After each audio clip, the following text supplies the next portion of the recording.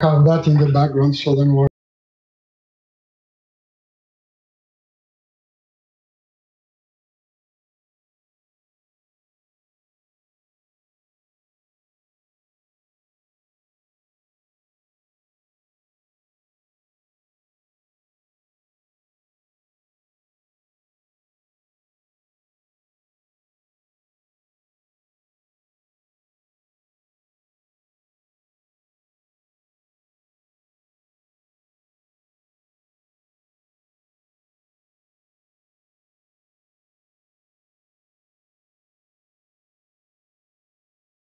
Attack. Banks have become an essential threat to our democracy. So consider this justice. Thank you for listening to Revolution Radio, freedomslips.com, the #1 listener-supported radio station on the internet. Please help support this station so this battle can continue forward. Revolution Radio!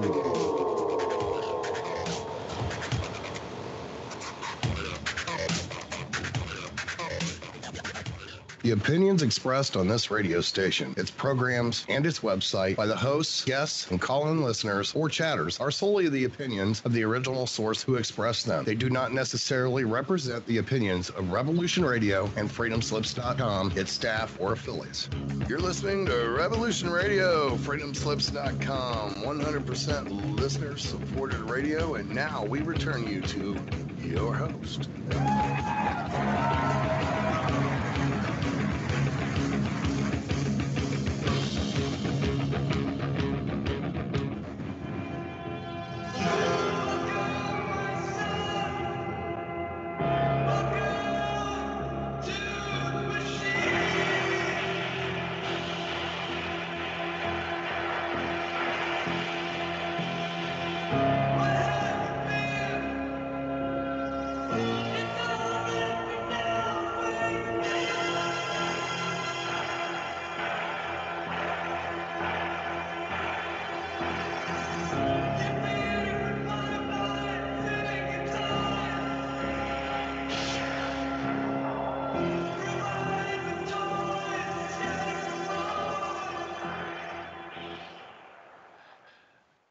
And welcome, ladies and gentlemen. Welcome to another edition of The Story Behind the Story. It is Friday, the 27th day of July, 2018. I'm your host, Dr. A. True Ott. Again, this is The Story Behind the Story. Joining us again as usual is our simulcast partner in this, the Goldwater Network, coming out of beautiful Manila, the Philippine Islands, simulcast out, and to all of those listening in all over the world, welcome, welcome, welcome. Our good friend and associate, Major Burdock, is en route. He's flying back to the South Pacific, the Philippine Islands. We wish him the best. Again, he did take the time to send an email out to myself and Dominique, unable to really get much done with Alex Studer. He tried, left some money at the account. I'm just shocked at this, really. I have tried to communicate myself with via letter. The letters have been returned, 2 of them. I've tried to send emails, no.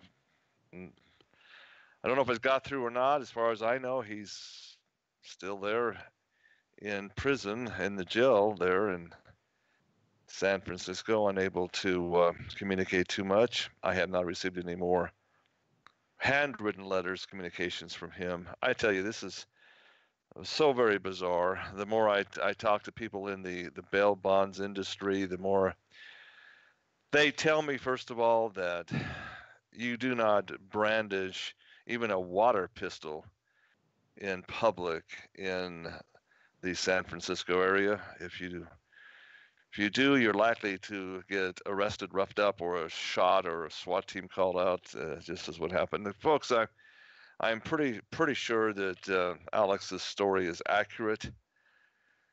I have not had any response from his public defender's office, which is, again, she must be overworked. I don't know what the situation is. It's very frustrating. those of you that have tuned in to the story behind the story for the last decade or so have enjoyed listening to Alex. He's actually taken and run as a co-host when I had to be gone, had other obligations, which a few years ago happened quite regularly. So Alex did a great job filling in.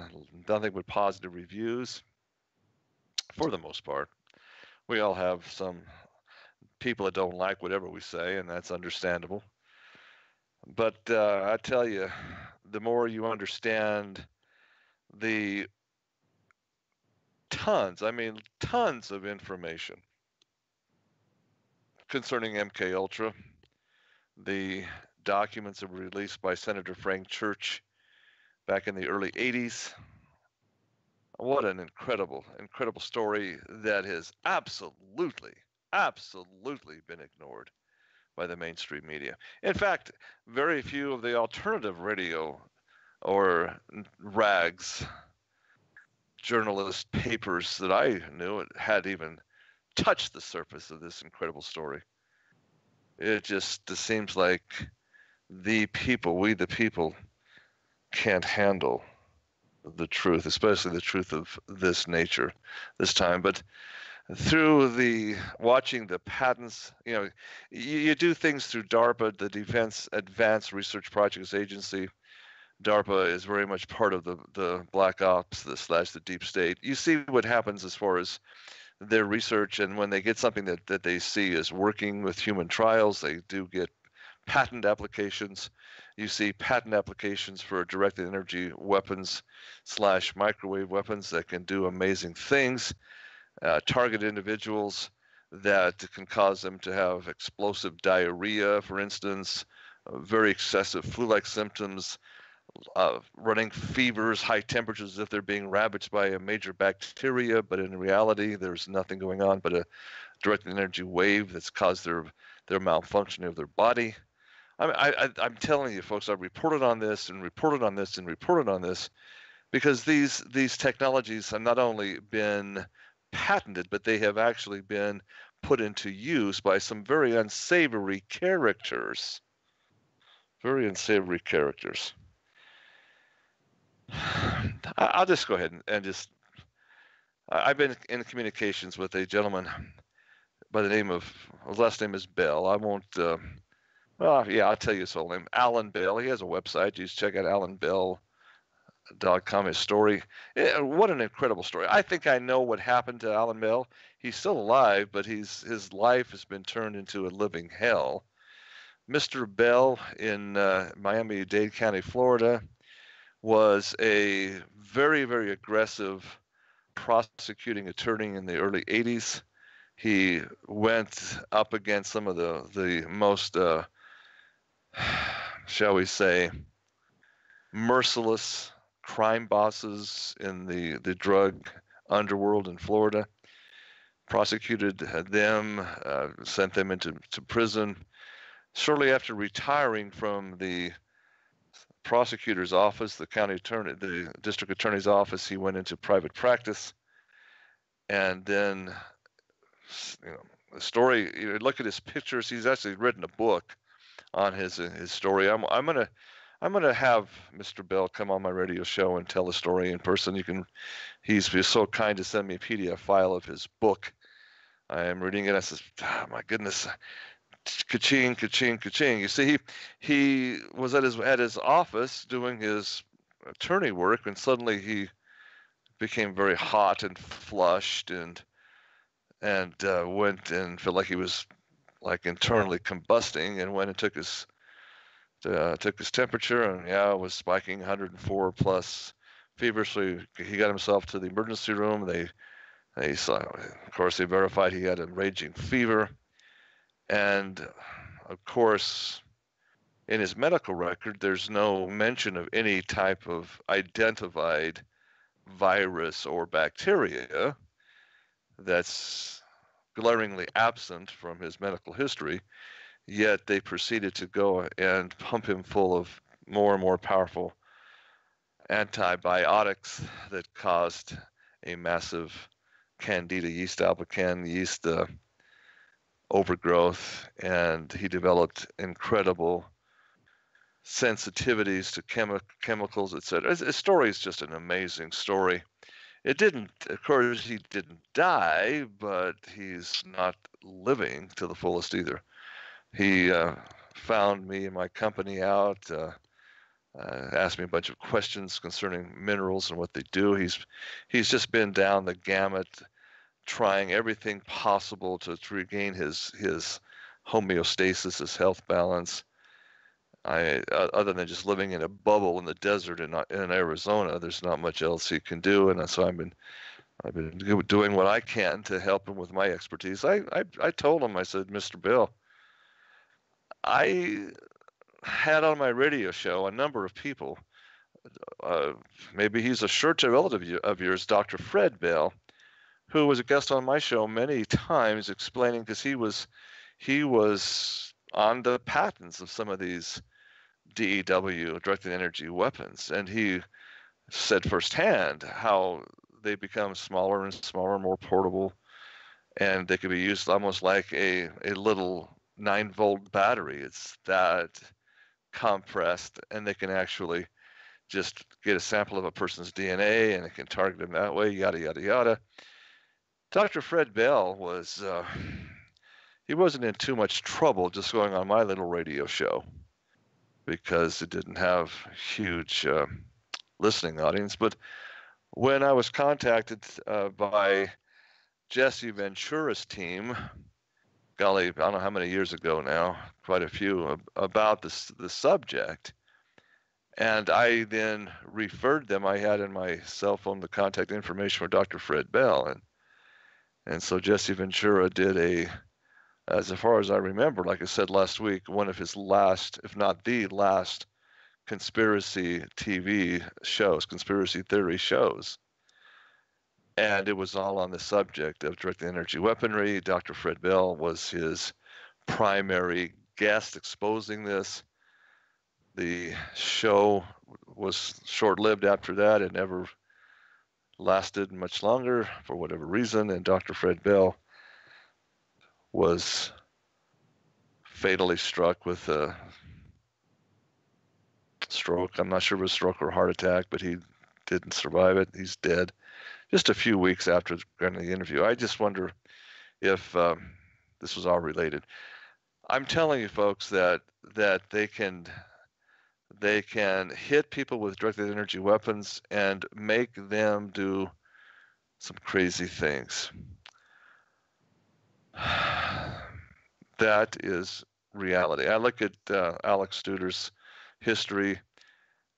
There is absolutely no doubt in my mind, talking to Dr. Fred Bell and seeing patents, they can actually hit an individual with frequencies that would make them appear to be completely inebriated from alcohol, slurring speech, very aggressive in his personality, his or her personality. And then if it's in public, a well-placed phone call to the constabulary, sheriff's department, or police department, and they come in. You can roughly locate any community in the world, the individual, somewhere along a scale running all the way from democracy to despotism. It's all one to the down democracy but end. They don't do this. Another somewhere in the middle. Except those ones, and the ones third, that they need to target to discredit them and their message, to make any inroads that person would make with any type of an audience to be written off as absolutely crazy, deranged, and a conspiracy theorist. I believe that's exactly what has happened to Mr. Alex Studer. The fact that he has no victims, the fact that he never fired a deadly weapon. He says in the letter to me it was a BB gun, and he was aiming it at a gopher, a small rodent that's next to his barbecue on the veranda. The fact that nobody really has come forward and saying that they heard gunshots fired or projectiles ricocheting off windows, etc., that's notably absent from any of the live telephone or television footage that you see. And I got to say, I just have to shake my head that this is a setup. To be held as, quote, an individual making terrorist threats and needing the whole deployment of a SWAT team with real hand-powered rifles. I got to ask this question. What's more offensive? A gentleman who's on his second floor balcony with a toy gun, a BB gun that has a range of 30 yards maybe to put your eye out? All right. Or 50 to 100 masked, flak-jacketed SWAT team members with high-powered rifles and automatic weaponry going around the neighborhood. Which is more of a terrorist threat? And yet that is what is being charged. Mr. Studer's been charged with as a terrorist, making terrorist threats, being held on $2 million cash bond only. I don't know, folks. I just really think this is beyond strange. And this is welcome to the brave new world. I don't know if the NRA would be interested in looking at and taking up Alex Studer's case. I tell you, somebody with some deep pockets needs to. I mean, if you want to stand up for gun rights, I mean, come on, having a BB gun or at the worst, a pellet rifle, an air gun. Oh my goodness, what is really going on? It's concerning. Folks, I preface this again like I did last week, and I'll continue to preface this broadcast until I'm concerned and sure that Alex Studer is safe and okay as much as well as could be inspected. I would hope he leaves the Bay City area. Gets out to some place where he can walk around with a BB gun and not be thrown to the ground and have his shoulder separated. I tell you, get away and be able to shield yourself from these directed energy weapons, these DEWs, these microwave frequencies, because I'm here to tell you they are very real. They are real and present danger. I'll have Mr. Alan Bell on the show. Now, he doesn't buy into this yet, okay? He says, I just keep asking, listen, Mr. Bell, what's logical? Look, you were perfectly healthy. You were running marathons. You were so healthy. You're the picture of the actor on Miami Vice. I mean, you're just the epitome of a vibrant, healthy, highly sexed male. I mean, you just are. His pictures and photos in the graph, which woman wouldn't want to be with this guy? He's good looking. He's not, and he's virile. You, by your own admission, were healthy as a horse, and suddenly, overnight, you're not. And yet they cannot find a pathogen that did it? Well, why does this seem crazy? Because you've been programmed to believe there's no such thing. You say, and it's part of the mind control that we're going through, that these CIA / people, you got to remember the CIA in the 80s, in Florida especially, were very much tied to the Jewish mafia dons, the kosher Nidra that were bringing in all this huge amount of cocaine and other drugs into Florida for the rich lifestyle, The CIA very much is involved in that, in the story of Barry Seals, the great book Barry and the Boys, and the full-length movie, motion picture that I highly recommend with Tom Cruise playing Barry Seal. You got to see this, folks. And the movie just really didn't go into any of the nitty-gritty, deep state politics of the CIA that the book does, Barry and the Boys. But you get the picture, folks. You get the picture. Barry Seals as a pilot for Trans World Airlines, TWA, following the Vietnam era in this late 60s and 70s. Mr. Seal gets assigned be a pilot to fly into Havana, Cuba. TWA had the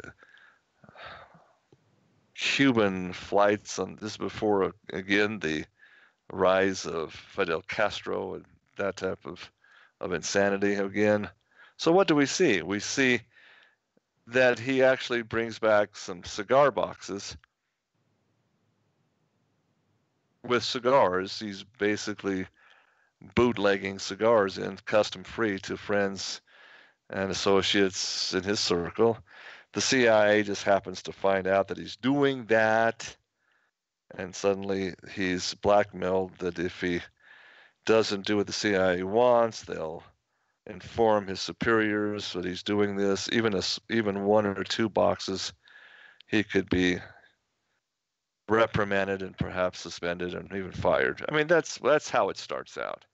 And before long, Mr. Barry Seals is running massive amounts of drugs, because once you start down that trap, you're more and more in their power, and you really can't say no. You just, once you're in, you're always in, and the only way out is the same way the movie shows. Mr. Seals was murdered, was beaten to death, and so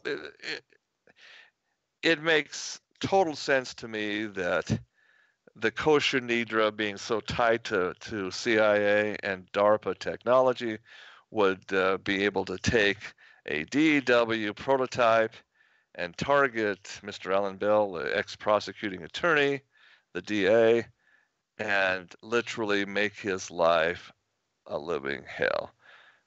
They don't, why kill him? It's too bloody. Why not just ruin his life and make him wish he were dead? I think that's exactly what happened. But again, the mainstream media won't touch this. They don't even, the mention of directed energy weapons is tinfoil hat nutty to them and to so many people. But folks, it isn't crazy and nutty whatsoever. We're so glad to have the anons that are listening in that are tied with the Goldwater Network. The breaking story that one of our listeners, and a big shout out to Jeff, if you're listening, thanks for sending me that. I've been away from my computer. You sent it to my phone. This story of accusations against one of the highest rated and A-list actors in all of Hollywood is Mr. Tom Hanks. And now allegations are coming out that he is a big-time part of the pedophile network. Well, surprise, surprise, surprise, as Gomer Pyle would say, right? There's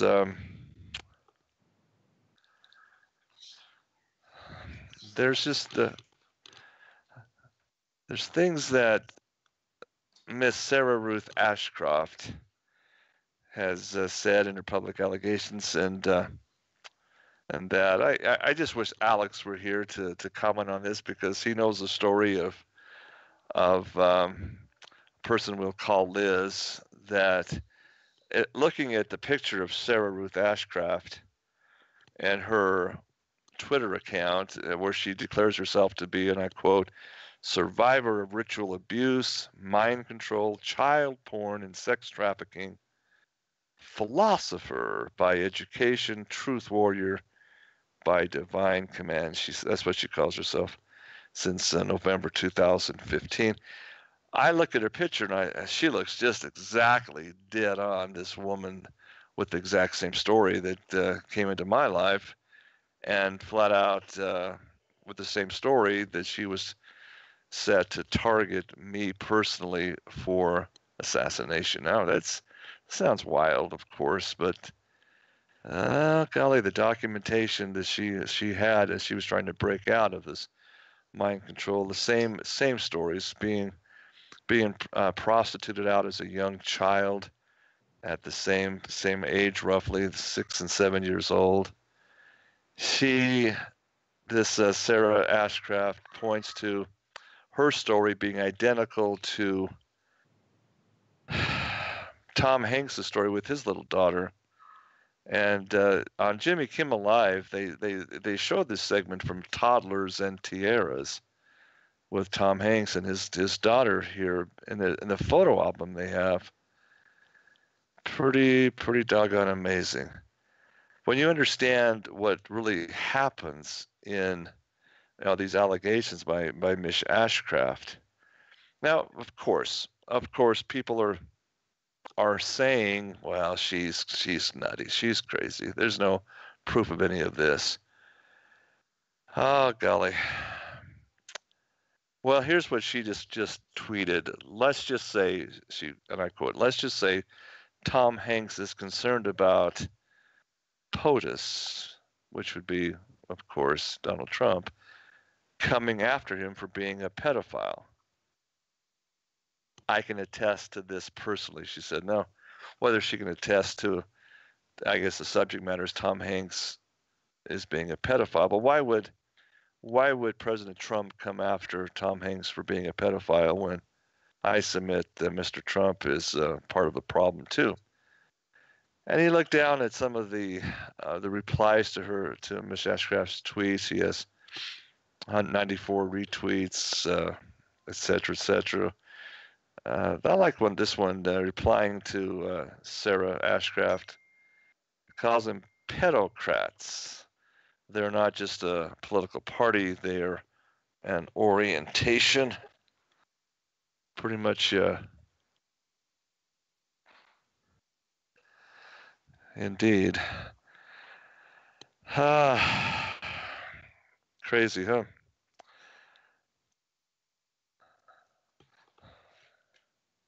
So we have another response. How would Trump know unless he's one himself, right? Yeah. And Elizabeth writes this: what father would sexualize their daughter by dressing her up like a prostitute, as you see in this Toddlers and Tiara sect? I posted that YouTube link there on the chat line for people, if you want to follow that up and listen through it. It is quite stunning. Oh, heavens to Betsy. And then you got, there's so much to this. If you just do a Google search, type in what I did, Tom Hanks pedophile. That's all I put into Google, and I come out, oh my goodness. You get the first hit, simply titled Tom Hanks is a pedophile. There's no maybe, it is okay. Victim speaks. This is exposing Australia's VIP child abuse network from the website Pedophiles Down Under. Now, I do know we have quite a few listening down in the Australia and New Zealand region, so we appreciate that. You know the time. I'm not sure what time it is down there. A lot of people do listen to the simulcast later. It's just recorded, and we do get comments from them. But here's a picture in this Pedophiles Down Under, picture of Sarah Ruth Ashcraft at 13 years of age. I mean, just a beautiful, beautiful, innocent, young 13-year-old girl. She says she's come forward and announced that she was subjected to CIA brainwashing techniques and child sex trafficked to Hollywood at age 13 years. And there she was raped, lost her virginity, if you will, by Hollywood star Tom Hanks.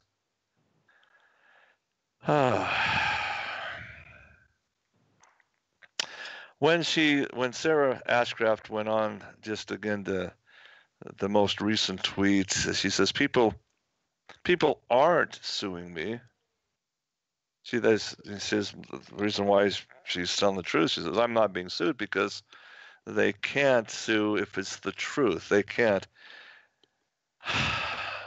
She says, I have documents, evidence concerning my family, who they are, their connections to the CIA, the Roper School. I guess she knows things about Tom Hanks that can prove she's telling the truth. But of course, it ties into HRC, Hillary Rodham Clinton, Jonathan Freeman, the voice of Jafar, John Conyers, the Michigan Democratic Party, etc., etc. And she says, I guarantee you none of these want to go on legal record with me. You go back to again, what child actor turned whistleblower Corey Feldman said, again, echoing the same story. Is Corey Feldman just making stuff up? I think not. Corey Feldman said, quote, the number one problem in Hollywood is, and has always been, pedophilia. This blog goes on to say, what a shame Corey Feldman didn't just name names when he had all the cameras on him like we all have. Naming names is the only way victims are going to expose the CIA child trafficking operation behind 99% of child kidnapping and child sex trafficking. Perverted predator Harvey Weinstein and his one-time wife, Huma Abedin, okay, the girl toy of HRC. Perverted predator Harvey Weinstein is being scapegoated to cover for the truth about Hollywood. Intensely rich and famous male and female pedophile actors and producers who simply like to rape kids. Head Hollywood Luciferian Meryl Streep is one of them, exclamation point. She prefers to have sex with 14-year-old girls at specially organized Hollywood pedophile parties.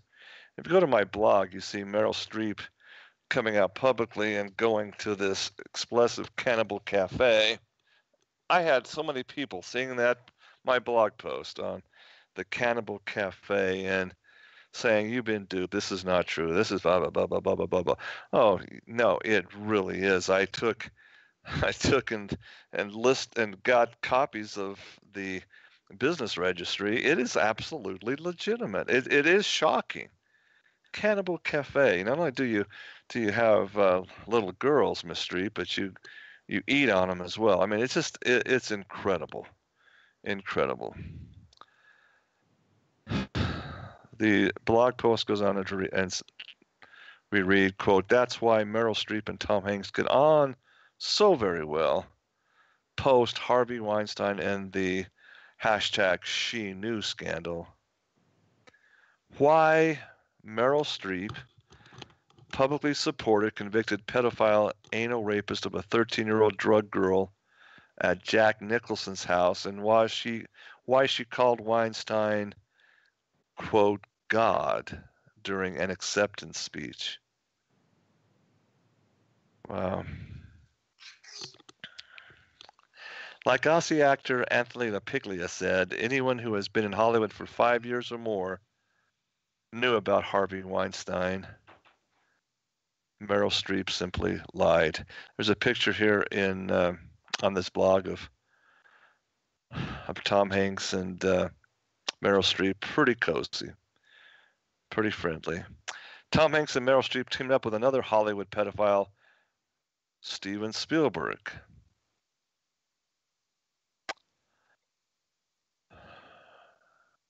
Quote, now again, I'm just quoting this now. Spielberg has been raping kids for decades along with his pedo buddy George Lucas, whom the entire cast of Star Wars had to have sex with in order to get their parts. Carrie Fisher said on the record she had to sleep with George Lucas to get the part of Leia, and she mysteriously died just a few weeks later.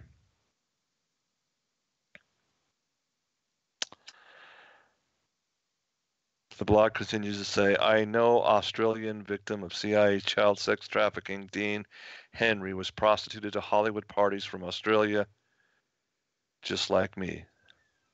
I was sex trafficked to a Hollywood party at aged 14 years. So this is her against pedophiles down under, exposing Australia's VIP child sex abuse network. We see her go by the name of Candy Girl. Oh my goodness. Yeah. Fiona. Her name is Fiona. Welcome to Fiona's site.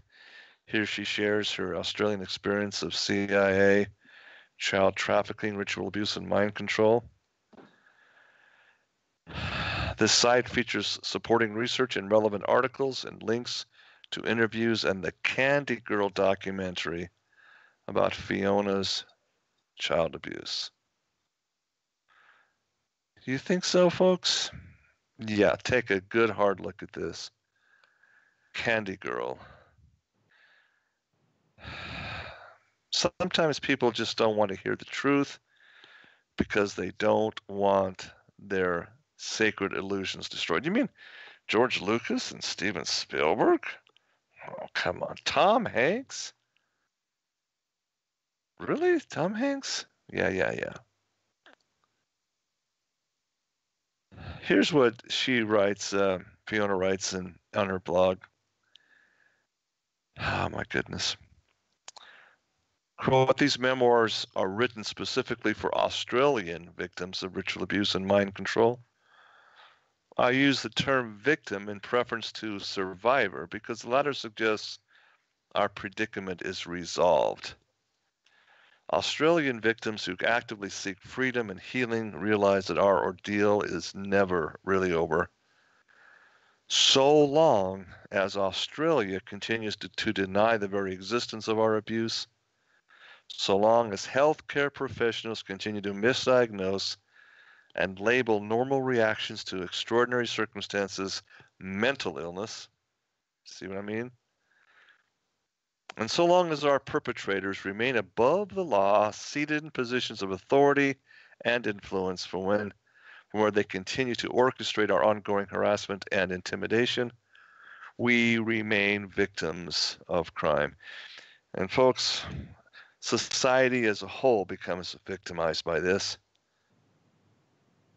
So we are all victims.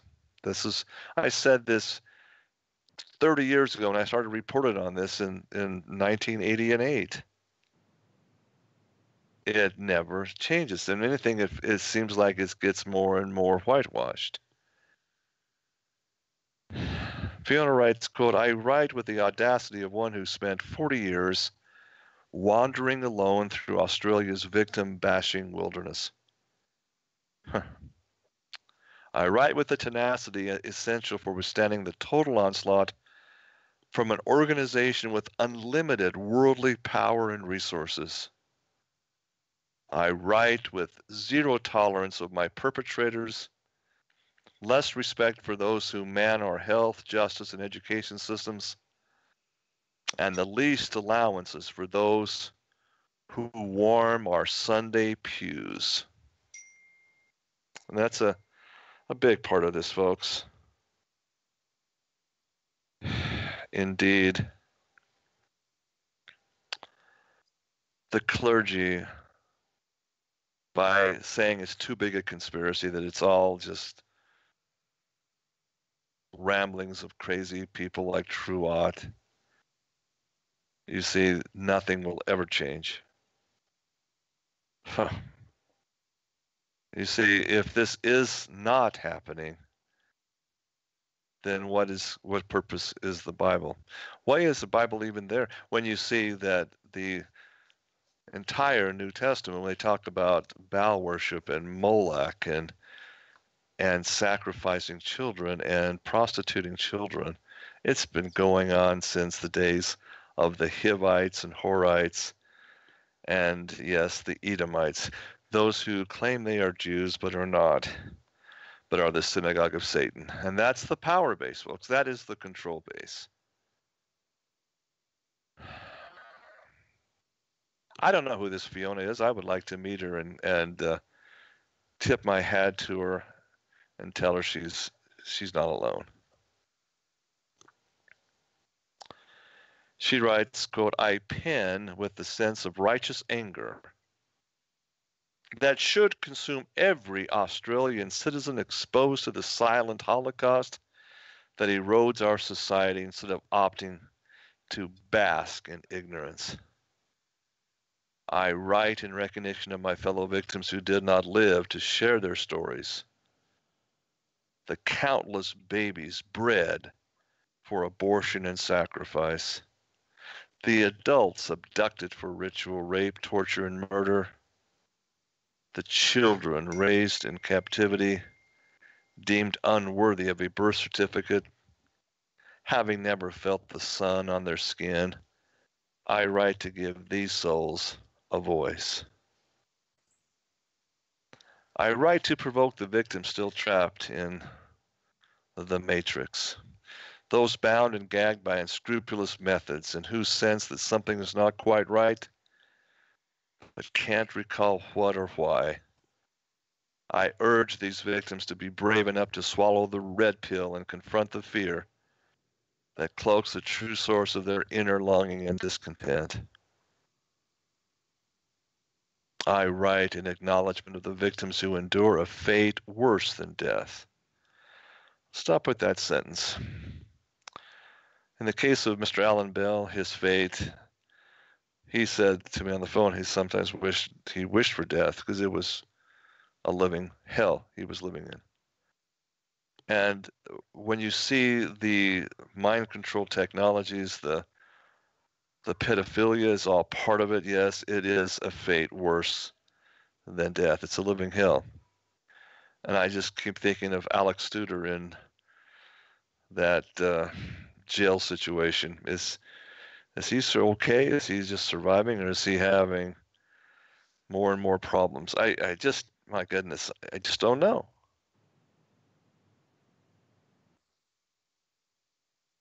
Fiona writes in the last paragraph, those who were absorbed into the abuse system, forced to perpetrate what was done to us and them, and who have in a sense died internally.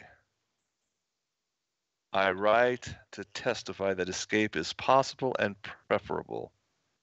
There is a source of secret wisdom, power, and authority that far exceeds what you and I were privy to.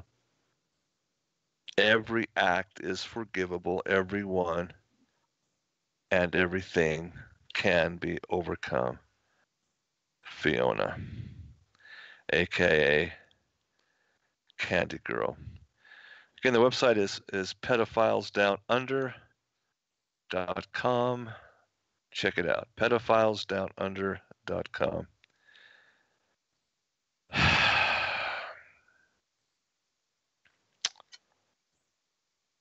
Fiona has many pictures she wrote as a young girl.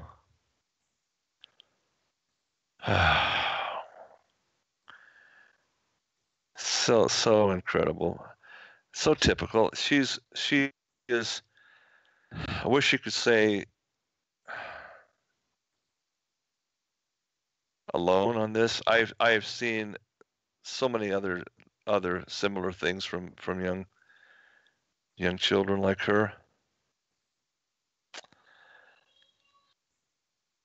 And the part of it, abuse drawings, MK Ultra psychologist John Gittinger. She writes, note, the Australian government continues to hack and remove my abuse drawings. I expect this is because I get up to 100,000 views per day of this one page. Each time they disappear, alert me in the comment section in this page and I will restore them. And let WordPress know. Otherwise, visit other sites like Kathy Fox's blog, where you will find a copy. These were originally posted, folks, on 29th November 2015, where she writes, hang on for the ride, part 1. Prostituted by the Australian government to Richard Nixon at the RAAF Fairbairn Military Airport, Canberra. The Australian Federal Police Unit Operation Attest refused to investigate this incident. They promised to at least investigate and tell me whether or not there was a centrifuge at the base, which was used to train pilots. To validate my memories, an ex-military person who worked at the base validated its existence instead. So here's these pictures in crayon and looks like pencil. Fairbairn military plane, how she goes up into the military plane, goes up the gangplank. She walks up to the gangplank. And there she has a picture of Richard Nixon in back of plane to my right, in bed, waiting for her. And he calls her, he says, "What's your name?"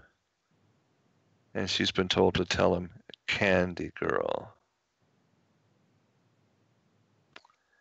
And then she draws a picture of what she does next. It's pretty graphic. Little girl dressed in blue performing fellatio. And then after that, she draws a picture of Nixon violently raping her, both in the pictures. She's crying. "Nixon hit me across the head till I bled." She has detailed pictures of Fairbairn and the centrifuge.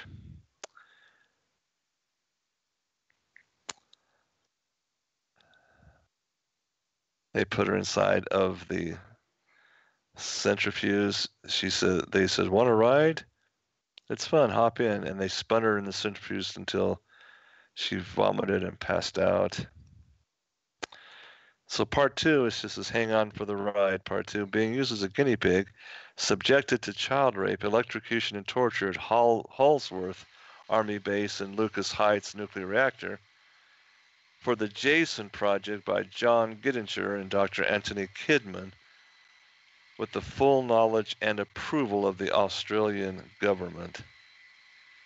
This is, again, she's between the ages of 5 and 10.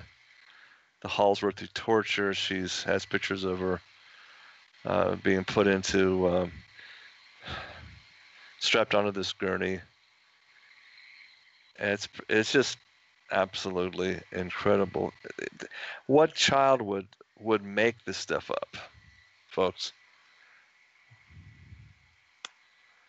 See,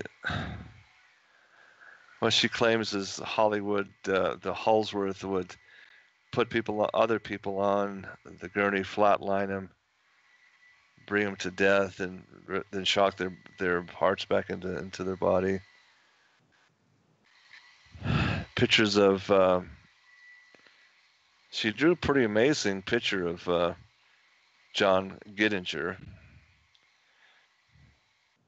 as a child. I mean, why would she write such a thing? Why would she make such memories? So there's her story she's by this time she's a teenager, looks like, and pretty graphic pictures here. Halsworthy Base and John Gittinger, very clever girl. Part 3, a former Halsworthy officer confirmed that an Asian man named Chan was recruited in the army at Halsworthy. The man is thought to have been in the Army Reserves, but when I saw him, he appeared to outrank all the Australian soldiers I witnessed under his command. She witnessed that Chan received the dead body of a girl named Michelle, who was abducted by Engantine Boys Town pedos, murdered beside the weir on Heathcote Road, and delivered to Chan through a side gate at Halsworthy.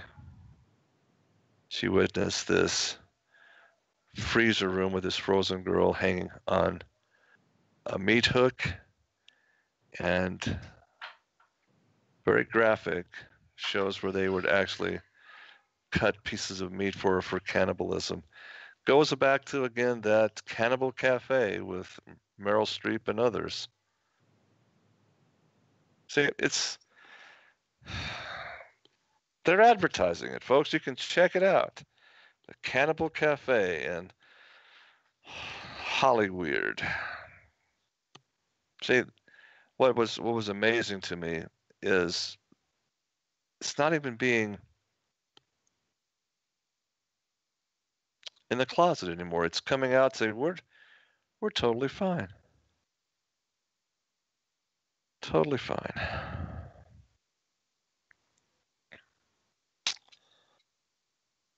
So the Wild Ride, Part 4, Dr. Anthony Kidman was trained by Gittinger and others in the employment of torture, unethical hypnosis, and drugs to artificially induce a state of dissociation in children. He also was in a kitty-killing cult. His MK Ultra programming was structured on a pentagram, the same emblem that featured in his inner Sydney City cult and Kidman's local Order of the Eastern Star Freemason Lodge that burned down immediately after I first went public. She draws completely from memory Kidman's charm, the pentagram, the 5 points, the inner pentagram being made of black. They have white, red for fire and energy, the green, the yellow, and the blue water representing time, air, space. Folks, there's no way this is made up. She had to be witnessing this stuff. She wrote it down and memorized it in her paintings, her pictures there. The Sydney office, this blood ritual abuse, the children she sees and witness this, the hypnosis going on, the drugs, the intellect, the soldier. And then Hang On for the Ride, Part 5, Prime Minister Geoff Whitlam and his lover, Governor General John Kerr, raped me at a pedo party at Parliament House. Operation Test refused to investigate this on the grounds that they are now dead, even though federal police task force was established to investigate historical child sex offenses. You see, yeah, but as long it's underlings, folks. She writes this with Prime Minister Whitlam. Come and sit on Uncle Gal's lap, horsey ride, rape, etc.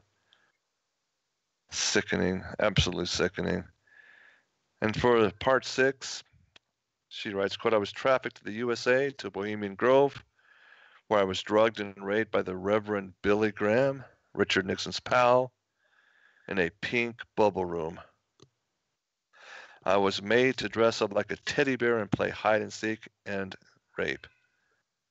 I also witnessed firsthand the ritual murder of a person by politicians dressed up in robes. I was taken there via the Sydney airport in a crate like an animal. On the way home, I was drugged, raped, and beaten at an exclusive after-hours pedo gathering at Disney World. Yes, she writes, Walt Disney was a pedo. Why do you think the Mickey Mouseketeers go nuts and shave their heads? Why did pedo wacko Jacko build a Neverland based on Disneyland? Good questions. She has the Teddy Bear's Picnic, Child Rape Hunting Party, Bohemian Grove with the owl. She has the pictures of the bubble room, all pink, with pink bubbles, cargo plane to the USA, where she's in this crate. She's gassed. And there she witnesses and writes and draws the pictures of Bohemian Grove, satanic ritual, human sacrifice. And there she is in the Disneyland, California teacup. It's a small world ride, drugged. Folks, I commented on this going into Disneyland and going, it's a small world ride. There, every time you turn a corner, there is absolute high Masonic symbolism going on. We'll finish up with this. We're going to take a break here pretty quick, ladies and gentlemen. This is indeed the story behind the story. It's such an incredible event that's happening. People are coming forward like Fiona here. It's not wild fancy, folks. part 7 will come after the break. She just writes, yes, ritual abuse does exist in Australia. It's not just Australia, ladies and gentlemen. It's worldwide. It's all over the world. It's in the United Kingdom. Absolutely. It's in Canada. It's in the USA. It's in Mexico. It's in South America. It's everywhere the Roman Catholic Church has footholds. She writes, a kitty-killing cult underpins the entire Roman Catholic Church. Engadine, Boys Town, we got that, of course, in Australia. We have Omaha, Nebraska, Boys Town, Halsworthy Army Base, Lucas Heights, nuclear reactor, etc., etc. We have the Air Force bases, the Army bases in California. Again, strange that Alex Studer had some high-ranking active military just happened to come and help him set up and do stage production hands. He becomes friends with them, and suddenly he's hit with this craziness.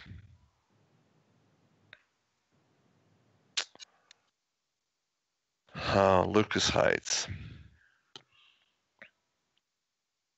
This is here are the only photos I can present as evidence. First, we have Leonis Strakas, aka Dr. Mark, performing an abortion on me beneath Engadine, Boys Town.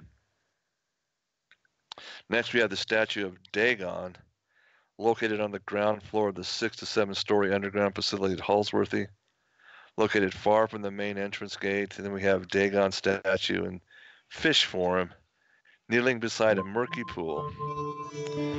Folks, there's so much more evidence than what Fiona is saying. She just is so much right on point with this.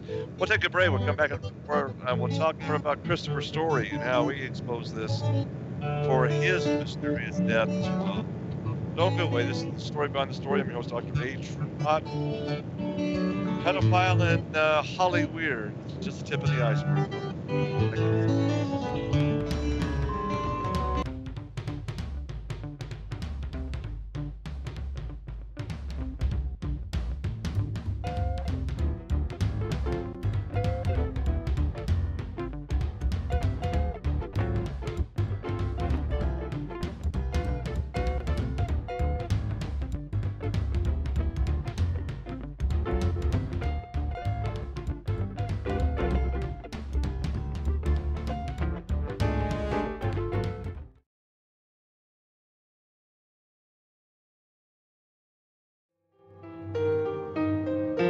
Did you ever feel that things were not quite right? That everything was just ever so slightly askew?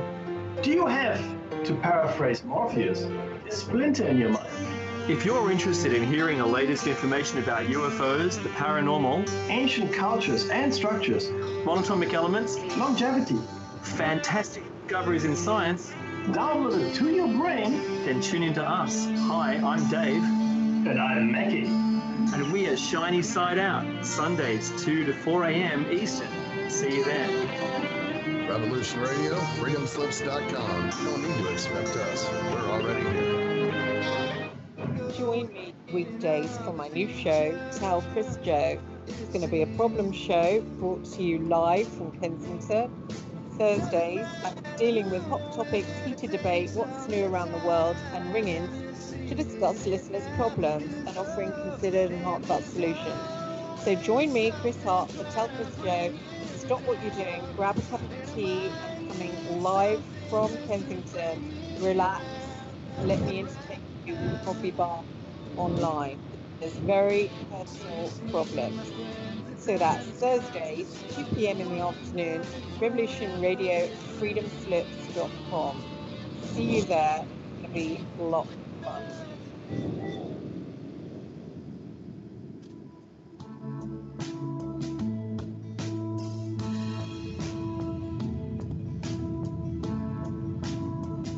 Is your data safe? Do you have the necessary information to assist you in confidently living through just about any survival situation? Is survival and gardening, off-grid living, medical knowledge, or even natural or man-made EMPs on your list of personal concerns? Do you have your documents and your personal information in a safe place in your hands where you know where it is. Well, check out our preloaded EMP-proof thumb drive.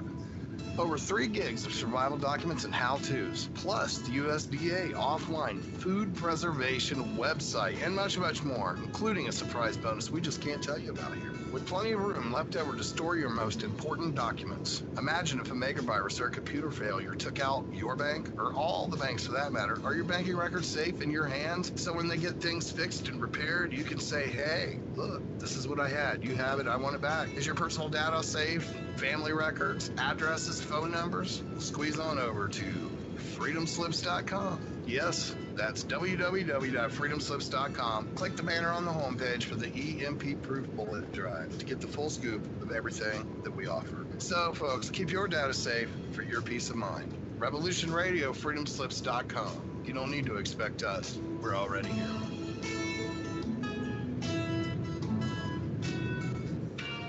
Looking for a nightcap to fill your listening needs? Come join us on Spaced Out Radio with me, Dave Scott, right here on Revolution Radio. Monday through Friday for 3 hours a night, starting at 9 p.m. Pacific, midnight Eastern, we will take you down the supernatural path. From ET contact to the paranormal and all of the spiritual, cryptid, and conspiracy stories in between. You can find us right here on Revolution Radio, at spacedoutradio.com, on Twitter at Spaced Out Radio, and on Facebook at Spaced Out Radio Show. Spaced Out Radio. It's a night of talk and interaction. Are you experienced? The opinions expressed on this radio station, its programs, and its website by the hosts, guests, and call-in listeners or chatters are solely the opinions of the original source who expressed them. They do not necessarily represent the opinions of Revolution Radio and freedomslips.com, its staff, or affiliates. You're listening to Revolution Radio, freedomslips.com, 100% listener-supported radio, and now we return you to your host.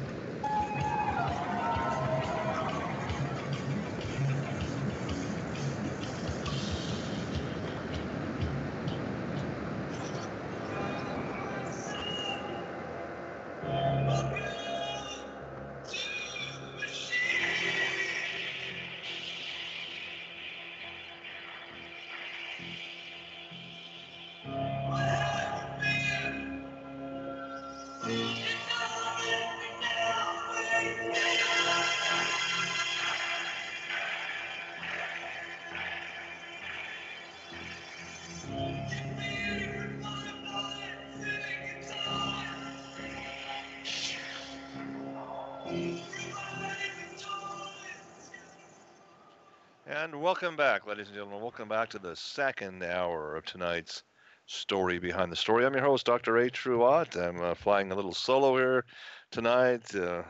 Alex is in the Hooskow. He's not able to join us. I feel so bad that he's sitting there.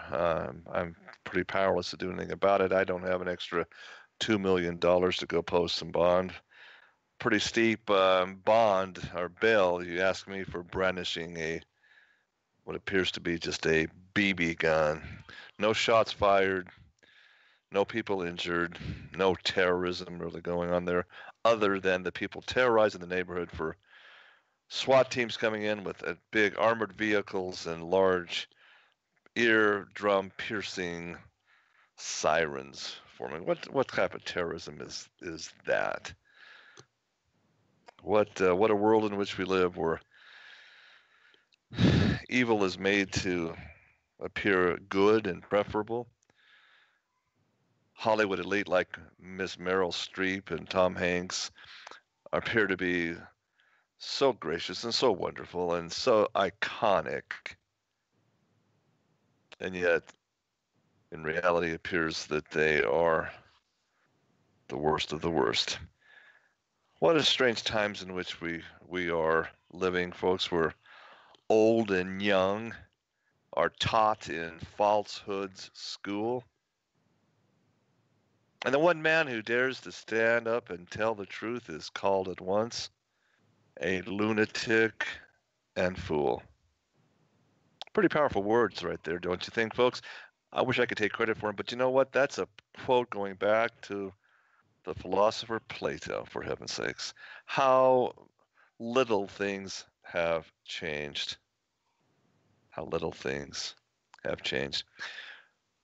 First hour, we're talking about Fiona and her incredible documentary website, pedophilesdownunder.com.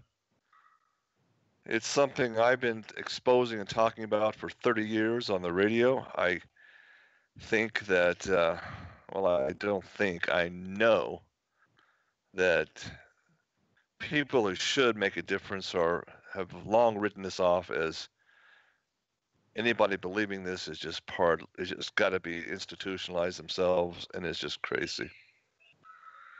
I'm here to tell you folks, this is as real as it gets. I wish I could say that I hadn't seen similar type of pictures, but I have from at least a dozen other survivors. The only voice they have is to draw these pictures, and some of the artwork, one lady in particular that I have copies of, I made photostatic copies of them. They're very, very good. She's a gifted artist.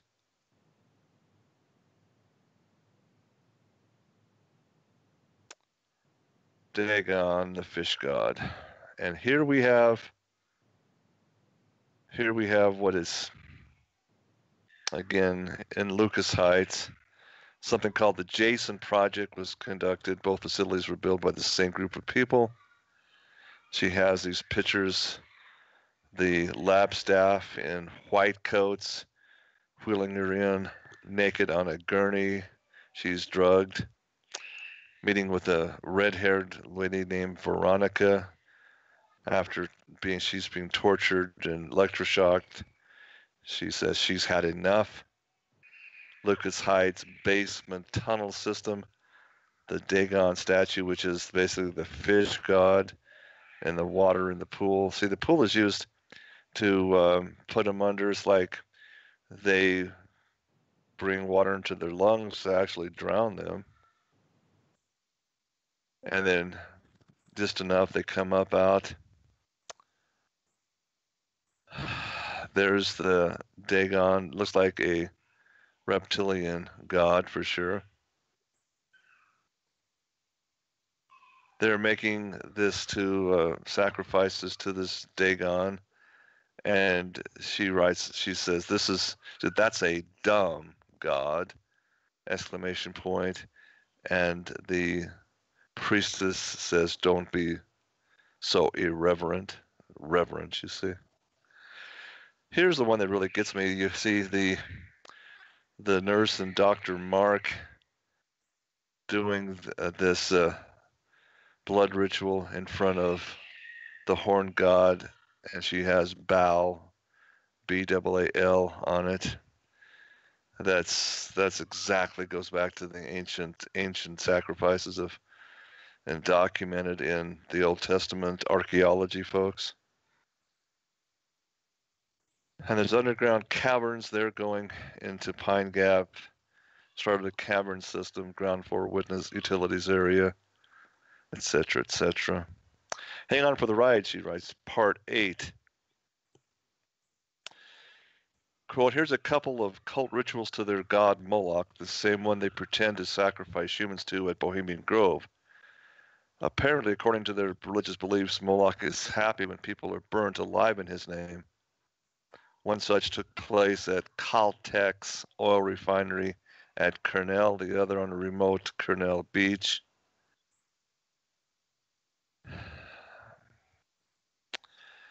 Beach party in Cornell. Naked, we call this the naked dancers. Dancing to drums, each move has specific meaning. She writes, I hate these hippie drums. She witnesses individuals peeled like potato skin, cannibalism being practiced there, skewered on a pole and burnt. Pretty graphic. I'm telling you, folks, this is she's nobody would have this much imagination. I submit. The Grand Dame is called Veronica. There's always a Grand Dame. Hang On for the Ride, Part 9. Here's the nicest person I met in the PETA organization, Grand Dame Veronica. No idea if that was her true name, considering they changed people's names so I couldn't ID them easily later. Veronica was my surrogate mother, tutor, mentor within the PETA network, and from age 5 until 14 when she was ritually murdered on the altar at St. Mary's Cathedral in Sydney City. The church at the time was packed full of Sydney's social elite. An organ played, a choir sang, while police guarded the doors. Veronica chose to die young because she was sick of abusing children like me. She too was a victim forced to turn perpetrator. She lived in a private living quarters at Sancta Sophia College at Sydney University. Amazing pictures of Veronica, Grand Dame. Part 10, and here's my favorite, the one that epitomizes the Australian government's attitude toward government-sanctioned child trafficking, rape, and murder in this country.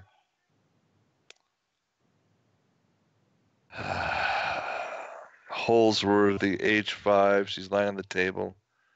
The doctor's telling her, Guthinger, you should feel honored. You're a national asset.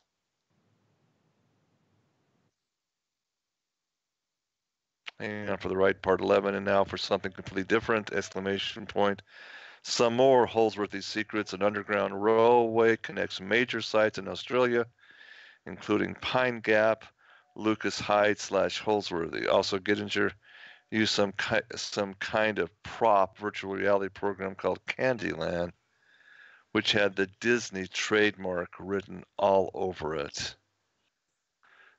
Now, underground railways connecting major sites in Australia, yes, that's an absolutely true statement. It also connects Europe and America, ladies and gentlemen. I have this on extremely good sources. So here's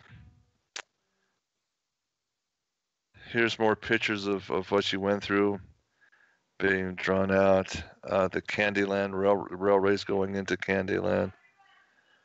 Virtual reality program, which is hypnosis all through Disney Imagineering. Hang On for the Ride, part 12, and now for the pièce de résistance. At age 5, I was raped by future Prime Minister Bob Hawke in a zucchini patch at a barbecue in a suburban Canberra backyard. Another Bob Hawke victim, the daughter of Hawke's architect Kevin Borland, was assaulted by Hawke after a party at her family home when she was 14. Hawke entered her room at night, awoke her in her bed, and digitally penetrated her. She immediately told her entire family, who recalled the incident today. When I was 8, Dr. Leonis Petrakis took me to a crime scene at a secluded Kurnell Beach.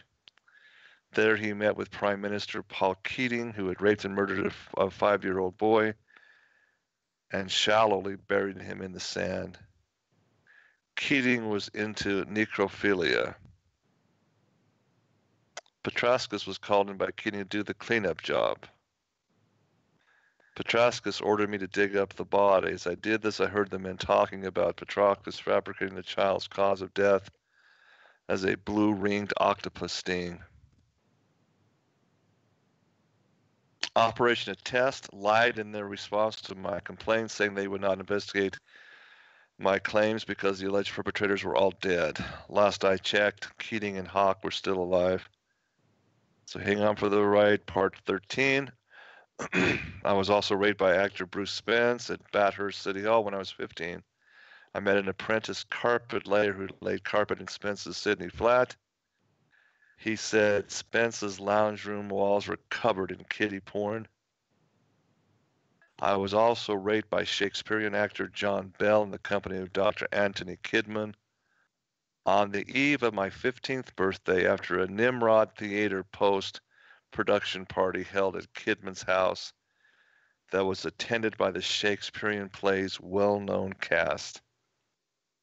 The following morning, Kidman tied me to a chair and beat me in front of his daughter, Nicole Kidman. who stood there and smirked at me with her arms crossed. I would remind you, Nicole Kidman and Tom Cruise were in Stanley Kubrick's final film, Eyes Wide Shut, where he told the entire story. It's not fiction, folks. Fiona says, I witnessed actress Jackie Weaver, playwright John Williamson, and author of Puberty Blues, Kathy Lett, at a pedo ritual gathering in Sydney. Kathy was based at Regina Coeli Cathedral in Beverly Hills. Other victims identified Jackie Weaver to Dr. Raina Michelson, on whom the Australian government placed a D-section gagging order on the grounds that her disclosure of the government's involvement in child trafficking, etc., would undermine the Australian public's confidence in the Australian government. More pictures, more the same. More the same. More the same. Quote, my statement concerning my 13 hang on for the ride posts. My reason for posting this information is as follows. One, with the exception of the 2 detectives who took my statements in Sydney on the 2nd and 3rd November 2015, the NSW police force had refused to protect me from my neighbor who moved next door from Wollongong 10 years ago. Ever since then, he has assaulted my family, poisoned my dog, constantly harassed and intimidated and threatened my family, including 2 children. Further, police have targeted me for harassment during the past 10 years since I advocated for the many children abused by the Tweed Shire pedo ring. So if police are targeting her for being an advocate for the children abused by the Tweed Shire pedo ring, is it beyond any realm of in a wild imagination that Alex Studer could be similarly targeted? Without a support base of family to help him, he's an easy target. Reason number 2, I know from past experience, Fiona writes, that the 2 good officers who took my statements will be prevented from doing their job and investigating my claims. Dr. Raina Michelson attests that she witnessed a good female officer's career destroyed by her command because she pursued claims of ritual abuse and VIP pedo network in Victoria, involving high-level politicians, police, Channel 10, making kiddie porn, etc. I do not want these good officers attacked from within like Peter Fox was. Peter Fox's police command rang his private doctor and insisted she declare Peter Fox medically insane. See how it works, folks? Start talking about this stuff. You got to be insane. You got to be committed to have some chemical lobotomy performed on your brain. That's the modus operandi. You think they would try something a little different, you know? Reason 3, quote, many victims of the same VIP pedophile network that I described to police have contacted me in the past month. Not one of the stronger, capable group of these people have publicly supported me by joining me and speaking out. Consequently, the pedophile network has severely targeted me. I do believe my life is at risk because the police and Royal Commission have failed to support me with witness protection. Reason number 4, I am exhausted. I have no other means of protecting my family other than sharing the information that places my family at risk as long as it remains a secret. It is out now. Perhaps now my husband and children are safe. 5, I share this information so that other victims may recognize their own abuse experiences and know that they are not crazy, not alone, that yes, this did happen to them. 6, most certainly I speak out beneath Holsworthy to be used as human guinea pigs in horrendous, unethical medical experimentations, all in the name of national security. In big bold letters, these children do indeed exist, did indeed exist. I say they do indeed exist today. It's not gone away, it's just amplified. Number 7, I would like to thank my supporters, including SNAP, SNAP, and others. They know who they are.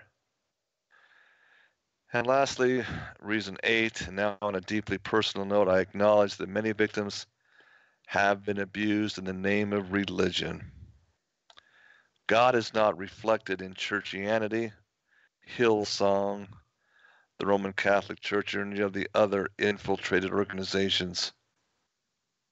I know that many victims reel when I mention God, which is why I have avoided it.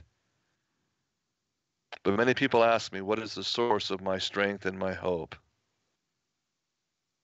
My strength, perseverance, and survival are a testimony to the existence and authority of God and His only begotten Son, Jesus Christ. That is what I believe. That is all I have to offer besides my witness testimony.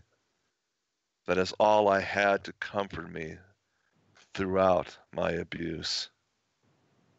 Ladies and gentlemen, I just say that all the time. When people say, well, Dr. Rott, why do you talk about Jesus? Why do you talk about religion? That's why, folks, because you see, these satanic ritual abuse situations are very real. Baal/Satan is very real. If he's not real, they wouldn't be doing these things, you see. They wouldn't be doing these rituals to get unbridled power and wealth from their fallen God, because that's who Baal/Satan is. So the only hope you see of overcoming this insanity, this pure evil, is in the reality of Jesus Christ and His existence, because He's not dead. He's very much alive. See, that's it, at the very core of this. It is a spiritual battle, spiritual warfare.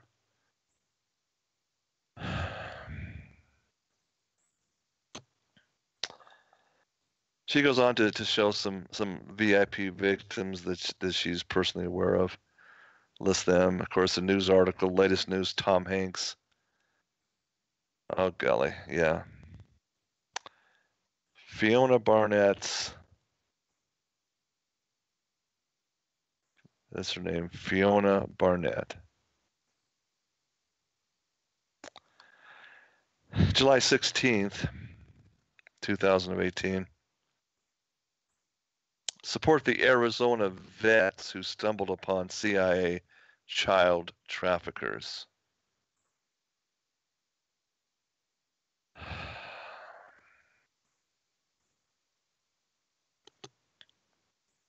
She writes, the Arizona veterans were searching for fellow homeless veterans shacked up in the desert when they stumbled across a child trafficking operation involving VIPs, including the Clinton Foundation and a Rothschild family member. Please support them by campaigning against the local VIPs who are benefiting from what is a massive operation that is linked to the CIA. Here's their website. Yeah, linked. Incredible, folks. Incredible. MK Ultra research, MK Ultra in Australia, part 1, part 2. The Kidman connection. Folks, MK Ultra is so real. It just is. There's thousands of pages. I would say tens of thousands of declassified documents that Senator Frank Church made available through his office. I gathered so many of them because they are incredibly powerful for honest researchers, for investigative journalists to get a paper trail to find out who the who and who's and who. And I'm telling you, these names that I'm just reading about, they are there in these documents. It is not just, you see, the Central Intelligence Agency, it's the British government, it's the Australian government, it's all, they are flat out united in this. And yes, Billy Graham, yes, other big name televangelists, you betcha, folks. They are wolves in sheep's clothing. I have no problem declaring that. I declared that when Billy Graham was still a fairly active individual in the early 90s. Oh, but they bring so many people to Jesus. Yeah, right. They don't. They don't. I just have you read Matthew chapter 7, 21 through 23, and it tells you exactly who these false preachers are and what their agenda is. They are full of iniquity, full of it, folks. As I promised you, I'll leave Viona's website here and let you go.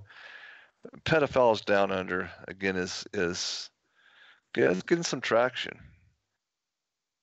It's getting traction. Not enough, but it's getting traction.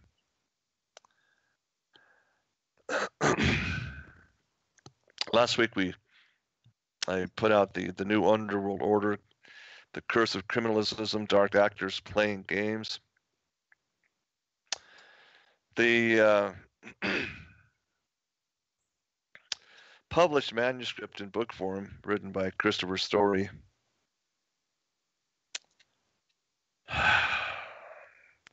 Edward Harl, that's his other name, his real name.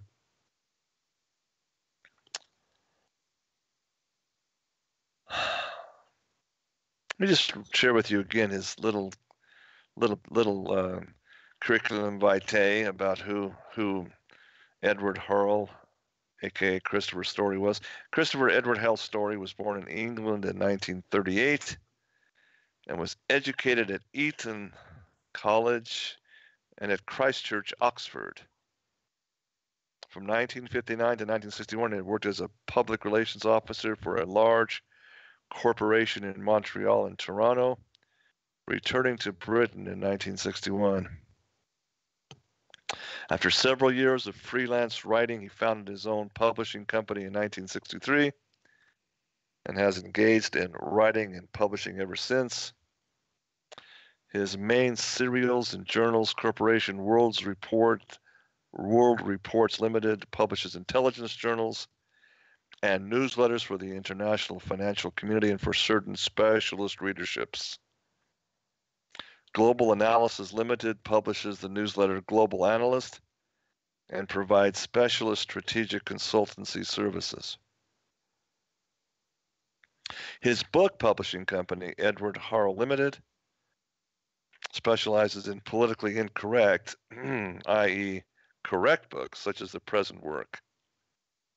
You want to go to the book website, www.edwardharle, H-A-R-L-E, edwardharle.com.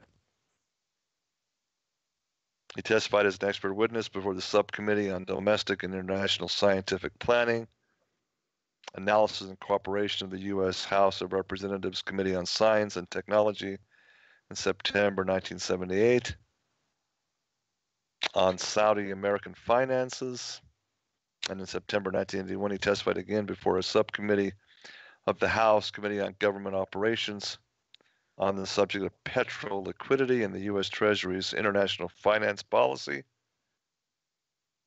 In 1967, he married Janet Rooney, who is from Adelaide, Australia, and they have 4 grown-up daughters and 1 new granddaughter. Again, this was published back in 2005. First of all, you have to understand that chapter 1 talks about the Langley lie. What you see, this is all about CIA and mind control. It really is. The chapter 2, the curse of Yale. Chapter 3, the lure of drugs, how drugs figure into this. And of course, the hex of Himmler, chapter 4, and the addendum, the Frankfurt School. Folks, you got to learn about what the Frankfurt School is all about. Chapter 5, the House of Lucifer. Chapter 6, the Angels of Light. Chapter 7, the Synagogue of Satan. Appendix 1 to Chapter 7, the Directory of Alleged Illuminati Programmers. Appendix 2, Directory of Illuminati Traps for the Unwary. And Appendix 3, the Jason Society of the Order of the Quest. Now, Fiona is an eyewitness with child drawings of the Jason Society. Everything that Christopher Story is talking about here in his book is absolutely documented. Oh my goodness.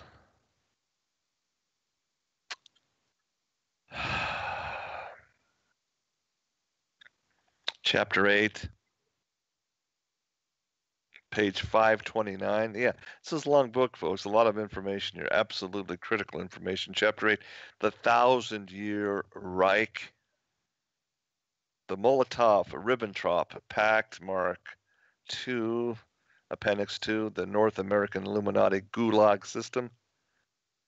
You know, Gulag prisoners, political prisoners, because they just happen to be politically incorrect and say things exposing the Illuminati structure, like Alex Studer, who's in prison now.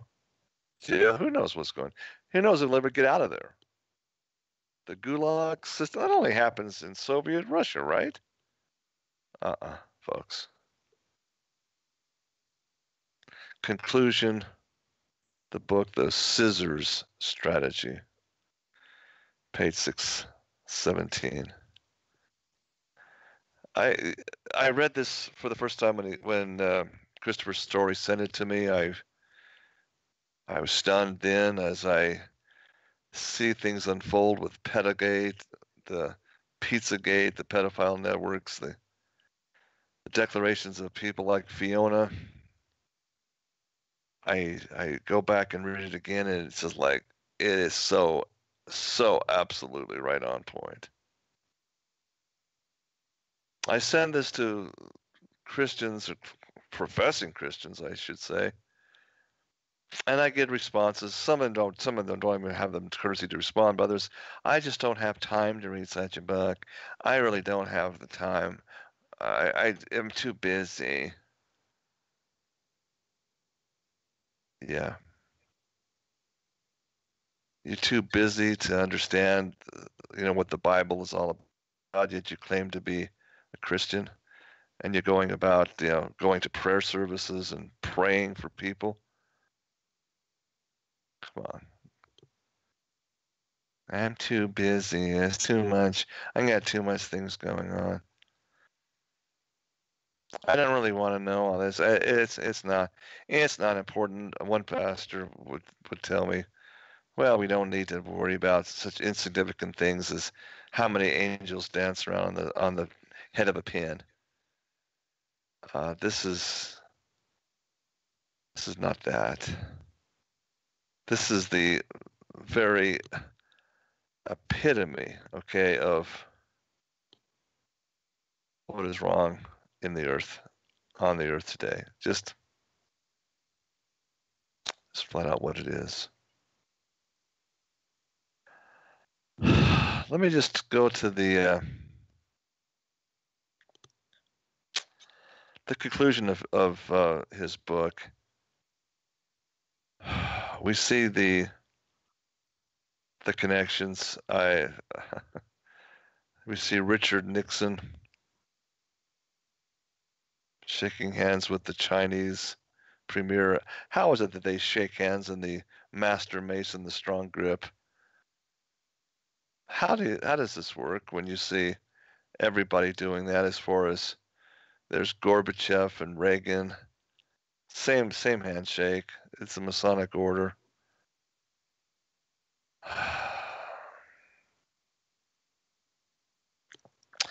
It's just coincidence. We're just making this stuff up, right?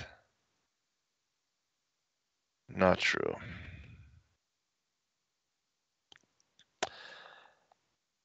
We go into the final pages of Christopher Story's book. We see where it kind of sums it all up. The mystery of iniquity. What is this such a mystery? This is page 739 on the book. He subtitles this page, "The Double-Minded Luciferian Alliance Against Their Main Enemy," which again is God, folks. That's, again, it is a spiritual battle. Isaiah, the book of Isaiah in the Bible, chapter 13, verses 12 through 15. "How art thou fallen from heaven, O Lucifer, son of the morning? How art thou cut down to the ground, which did weaken the nations?" What's it all about, you see?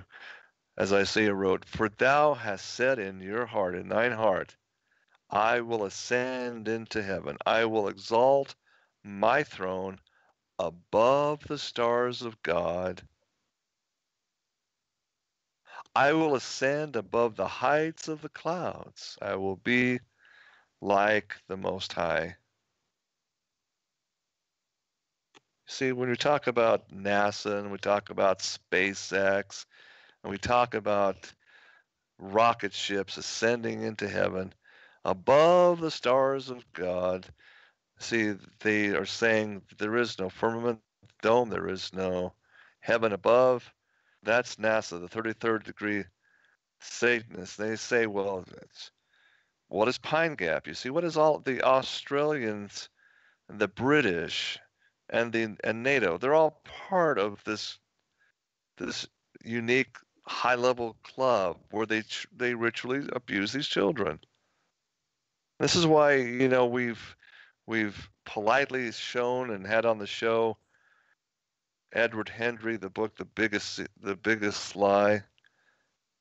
Yeah, this is why you have to realize that if you can get people to believe the lie of heliocentrism, the Earth is a spinning globe rocketing around the stationary, motionless glob of the sun, which came out of a Big Bang explosions billions and billions of years ago, that God had nothing to do with this. If you get people to believe that, you see, in their heart of hearts, and believe that science, you see, science is more knowledgeable than what the Bible says and what God has told us about it in Genesis chapter 1, then everything else is, oh, we'll never, we can't accept pedophilia. We can't accept this. This is all wild conspiracy. You probably believe in a flat earth if you believe in pedophilia networks and Pizzagate. Yeah, you know, we do. We do believe that our eyes should be believed by what we see and not by what we feel. When I go out onto a big body of water and take pictures with a telephoto lens showing absolutely no curvature, when I measure from point A to point B on the horizon, which by definition is perfectly level, where we get the word horizontal, you see, there you have it. There's no possible way. And then when I pull up the ancient writings of Ptolemy in the 1st century AD, and I read Ptolemy, who's not religious, okay, but he's just following the Euclidean geometrical measurements of circles, arcs, spheres, flat lines, levels, etc. And Ptolemy puts forth the study of water coming down into Alexandria, Egypt, where he was doing his studies at the great University of Alexandria, the great Library of Alexandria, Egypt, the repository of all known science at the time, and going in and measuring the flow of the Nile River over 4,000 miles. He shows in his postulates and his proofs, you see, there's no way that the Nile can flow 4,000 miles on a curved circular sphere. It is impossible. You see, this is exactly why the world, the learned men and scholars of the world, Ptolemy's expose was so important to understanding, because you can go out, anybody can go out and measure the same thing, but just look at a river flowing into a body of water, and you can see that it's not possible. This could be anything but a flat plane. This is exactly why the world believed and taught in the university settings that the earth was perfectly flat, until Copernicus, the Jesuit, the Roman Catholic pedophile, came up with his theory. And of course, Roman Catholic Jesuits have been the major source of promotion of the heliocentric theory. And I asked professors of philosophy, listen, why have you not studied Ptolemy? Why is Ptolemy not given equal billing in high school and university level courses as Copernicus's heliocentrism? Just answer me that one question. Because when you read and really dive into Ptolemy and why he declared the earth is perfectly flat, yes, probably circular in nature, because everywhere you go south by a compass reading, south of the pole star, south of the polar north, magnetic north, everywhere you go south, you hit into an ice barrier. You see? Yeah, the ancient maps knew this. The ancient mariners all knew this. And I got to say this, and Dominique, you know, Alex and I have said we blame you for this, really. You, in your simple, plain ways that, you know, Dr. Rod, you should look at this. It's got some validity. Anybody else but you saying that, I would have just laughed it off and said ridiculous, absolutely ridiculous. This doesn't need to be studied. And yet, if you really understand the implications of this strong delusion, where so many people have just bought into the Star Wars, George Lucas lies of galaxies far, far away, you know, the whole generations of people just being so predictably programmed into thinking we're flying through space. They're on an oblate spheroid. It just blows me away, because logic says no. Ptolemy and his numbers and Euclidean geometry, which literally means geo means earth, geometry means earth measurement. And when you look at the ancient mariner's tool called a sextant, I got a hold of a sextant. Oh, wow. You see, picture an ocean where you're able to go either to the highest point in the mast of a crow's nest, or even on the deck, as long as you can get a reading on the horizon, which is a horizontal plane. You see, you get the sextant oriented to the horizon, and then you look at the angles of measurement at the night sky, where you can find Polaris, the pole star, the North Star, which is constant. It never moves. It's always there. Okay. When you see the readings of the diagonals and degrees of the pole star at night, and the sun, given the date and of its sun's movement, between the pole star and the sun, you can accurately tell exactly where you are in the South Pacific or the South Atlantic or the North Atlantic, any place, you see. Now, I asked this to philosophy professors like James Fetzer, who's got quite a following on this radio network. With all due respect, Mr. Fetzer, how is it possible that which again he declares to this dying breath that the Earth is an oblate spheroid spinning around, and that's his take as a philosophy professor, even though he says the moon landings was a hoax and moon rocks were a hoax, but that's okay. But no, we're on an oblate spheroid spinning around the stationary sun. If that's the case, Mr. Fetzer, how is it that the pole star is always constant? Answer me that. we're supposed to be hurtling through space, and the pole star is supposed to be X millions of light years away, right? And Alpha Centauri is so many like this.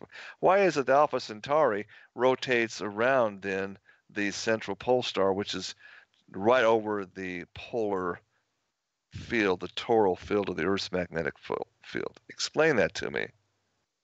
The only thing I submit that makes sense into that whole scenario is that the Bible says it is at the pole star point above the glory of God's throne. We have the incredible aurora borealis, the light show that is so magnificent. The epicenter of God's creation is right there. We have electromagnetic field, which creates the dominant field. We can't penetrate that. Operation Fishbowl and Operation Dominic, following, of course, the Admiral Byrd expedition, where he went to the furthest regions of the Antarctic ice shelf and couldn't penetrate further to the land beyond the pole, as he said. My goodness, after Admiral Byrd's debriefing, what happens? We have nuclear launches in the South Pacific where the firmament dome is at its lowest points, and we have released videotapes of these magnificent nuclear explosions where they hit something up there and the radiation fans out. You can absolutely see a fishbowl. It's called Operation Fishbowl. They're trying to break through the fishbowl, trying to get out. It's like lemmings or like the Truman Show, realizing Truman is in this. We got to get out of this thing. We're going to try to break out of this glass bowl. See, these are real things. This is not made up, folks. It's real. There's declassified videos of it, for heaven's sakes, and not just single. We're talking multiple heavy megaton, exceedingly more powerful, trying to find an area where they could break through it. You know, the Bible talks about something called the Tower of Babel, where indeed archaeologists have found the area in which the footings were. This was a massive undertaking. The base of this tower was many miles, okay, long and wide. So this base, and they were trying to get up to the top to do what? I submit to try and find a way out of the firmament dome to break out. Mr. Story, you know, when you read Isaiah, you see the very goal of Lucifer, the fallen one, is to basically dethrone God in the heavens above the earth. I will exalt my throne above the stars of God. I will ascend above the heights of the clouds. I will be like the Most High. Isaiah and other parts of his book is written, can the potter's clay be greater than the potter that fashioned it on his potter's wheel? The answer is you shouldn't want to be. You shouldn't try to be. But Lucifer, a.k.a. Satan, a.k.a. Moloch, a.k.a. Baal, a.k.a. the god Dagon, who these people worship, you see. He just wants to dethrone God. It is a power play. Yet, Isaiah writes, yet thou shalt be brought down to the pit, to the hell. Thou art cast out of thy grave like an abominable branch, that made the world as a wilderness and destroyed the cities therein, that opened not the house of the prisoners. Now you see, one of the incredible tie-ins to this is Isaiah talks about the coming Emmanuel, the coming Messiah, the coming God in the flesh, God with us. You see, and one of the things that is documented in the New Testament text is that immediately following his crucifixion, for 3 days before his resurrection, he went to the spirits in prison and thus opened up the prison gates, opened up the gates of death. That's an amazingly powerful thing, folks. So when you see the connection, we see Christopher's story tying it in. Quote, Giuseppe Mazzini, the drug-dealing illuminist founder of the contemporary mafia and reprobate colleague of the Satanist magus Albert Pike, referred to the Pope as the, quote, papal Caesar. Here is wisdom. Let him that hath understanding count the number of the beast, for it is the number of a man, and his number is 600, threescore, aka 666. The beast, whose number Kabbalistically and numerologically is 666, translates as Latinos, or the Latin kingdom, the number of which in Latin is the number 616, devolving to 13, the magic number of Illuminati. As John's follower Polycarp knew well, Latinos stood for the god Caesar referred to by Mazzini. Herein lies the essence of the double-mindedness of the Illuminati, of which there can be no doubt that the Vatican is the central locus. For it is in the Vatican where a man representing Jesus Christ, and at times referring to himself or allowing himself to be worshipped as though he is Jesus Christ, utters empty, soothing words in a specially contrived manner of speaking, preoccupied with the interests of the worldly church organization, that nuns murder popes with poisoned champagne, as though this procedure were nothing unusual, which is the case given that Gregory V, Damasus II, etc., numerous cardinals, and Alexander Borgia, excuse me, all died from poisoning, the Illuminati's preferred liquidation method. Pope John Paul I died in late September 1978 with his mouth gaping so wide in agony that the four embalming brothers were unable to close it for the duration of the Vatican's usual death fest, etc., etc. On it goes. The final page, it ties it into Adam Weishaupt, the formulation of the sect of Illuminati on the pagan feast of Beltane, aka 1st of May, you see, 1776. It's all there, folks. The dots are there if you just want to connect them. It is flat out easy to see when you again, Christopher's story, Edward Harl did a great, masterful job of tying this together. Yeah, it's a read. It's going to take you some time, but take the time. Take the time to be educated, to understand the very nature of this, because until you do, nothing else will make sense in this world. You'll be like Neo walking around in the Matrix, there's something wrong here, but what is it? It's a splinter in the brain. And once you understand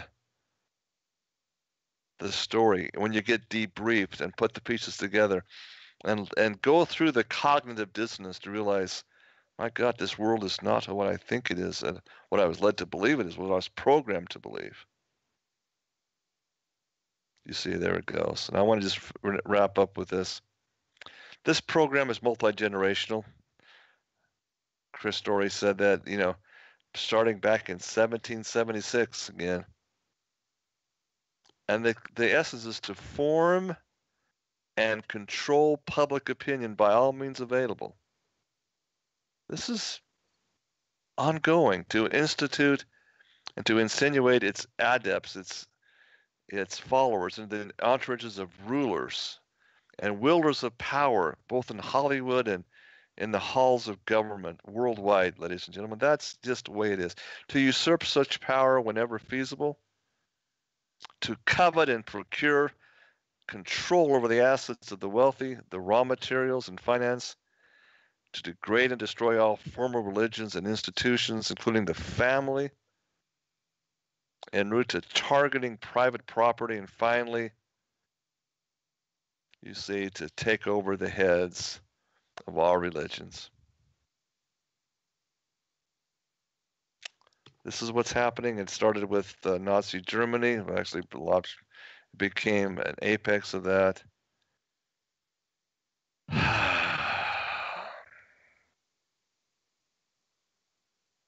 For the people listening to the show tonight, I'm wondering, what can be done. David wrote this, the psalmist David, yes, King David. Fret not thyself because of evildoers, neither be thou envious against the workers of iniquity, for they shall soon be cut down like the grass and wither as the green herb.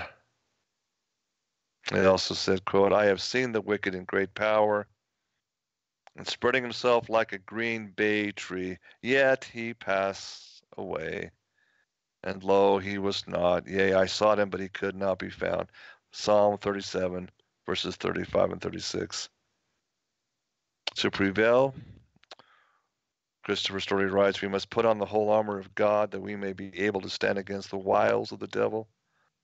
For we wrestle not against flesh and blood, but against principalities, against powers, against rulers of the darkness of this world, against spiritual wickedness in high places. Indeed, amen and amen. Ephesians chapter 6, verses 11 and 12, as illustrated in this work. Again, the PDF file of the book is available on exopolitics.blogs.com. Check it out. Just Google up Christopher Story book, The New Underworld Order. Take and read it, get understanding of it, and read, underline it. Let's get the revelation continued. Thanks again, Dominique. Thanks again, Jim and others that are simulcasting this.